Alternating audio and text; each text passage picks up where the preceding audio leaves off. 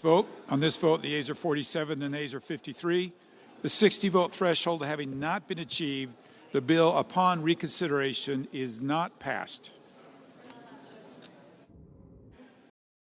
In a few minutes, the Senate is going to vote on the Republican partisan status quo bill. It's a partisan status quo bill. The Republican CR was the wrong option for America a week ago. It remains the wrong option today because it does nothing, absolutely nothing, to solve the biggest health care crisis in America. As we speak, tens of millions of Americans are getting letters in the mail informing them that their health care premiums are about to shoot up by an average of 114%. For a working-class family that needs health care, this is a huge increase. It's going to dramatically hurt them. And our Republican colleagues want to do nothing about it. 4 million people are about to lose coverage. 24 million people will see their health care costs go up. And even if you don't have ACA, the insurers are going to raise rates on you because they're getting so much less money because of all the cuts my colleagues made. This is a crisis. Now, I know the leader is going to show a poll that says that Democrats will be blamed for the shutdown. There are many more polls that show Republicans are blamed. The question in that poll is biased. Biased. In the New York Times, but it's biased. If you turn the...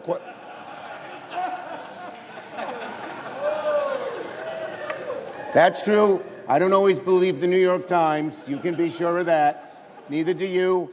Okay. But in any case, here's a poll from Morning Consult today. 75% of Americans support extending the tax premium credit. 63% of Republicans support it.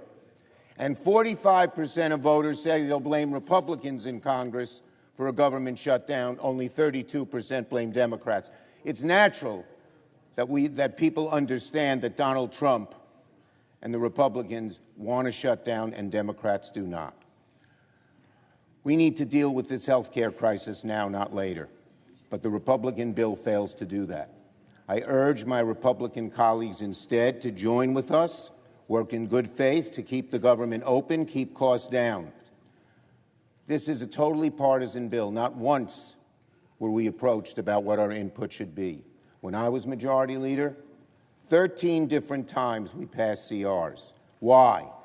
Because every single one of those 13 times we negotiated with Republicans to keep the government open. We still want to have those negotiations today. Democrats remain ready to get to work to negotiate a bipartisan agreement, a truly bipartisan agreement to keep the government open. But we need to fix our health care system now. We need to stop premiums from going up dramatically. We need to be on the side of the American people because they are on our side in terms of getting this health care crisis fixed, one created by the so-called big, beautiful bill, which they now want to change the name because they know it's so unpopular. In fact, Republican leaders are saying, don't talk about health care because they know that we are on their side and the Republicans are not. The issue can't wait. It must be dealt with now, not in November, when it'll be too late. The Republican CR is silent on health care and the wrong option for the country. It's as simple as that. Now, granted, I don't think the issue here is who gets the blame, who gets the political blame. That's not what this should be about. This issue, honestly, folks, is about the American people. A lot of Democrats, a lot of Republicans, a lot of independents want us to keep the government open. So why are the Democrats doing this? As was mentioned 13 times when they had the majority, we did short-term continuing resolutions. Republicans delivered, voted with Democrats to fund the government. Well, I know why we're doing this, Mr. President. The Democrats' far-left base said jump, and Democrat leaders said how high. But the far-left's determination to oppose anything President Trump has ever said or done is not a good reason for subjecting the American people to the pain of a government shutdown. So I would say to my Democrat colleagues who still care more about their constituents than the dictates of far-left interest groups, think about what you're doing. Democrat leaders may be determined to take government funding hostage for their own partisan purposes. You don't have to join them. We can pass a clean, nonpartisan bill and get back to the business of the American people. On this vote, the yeas are 55 and the nays are 45. The 60-vote threshold having not been achieved, the bill upon reconsideration is not passed. President. Senator from Kansas. Mr. President, thank you. We just, for a second time, failed to pass a continuing resolution to allow the federal government to continue to operate. It's because we are coming to the end of the fiscal year. The appropriation bills have not all been approved, although almost all of them have been approved and approved by the Senate Committee on Appropriations, and several of them have been passed here in the United States Senate. This makes no sense to me. This is not a shutdown that makes any sense at all, and the American people, Kansans, deserve something different from the United States Senate. Every city council or commission, every school board, every local government office in my state passes a budget and then lives within that budget every year. Every local unit of government at home can figure this out, and the United States Senate is failing one more time. A shutdown means uncertainty.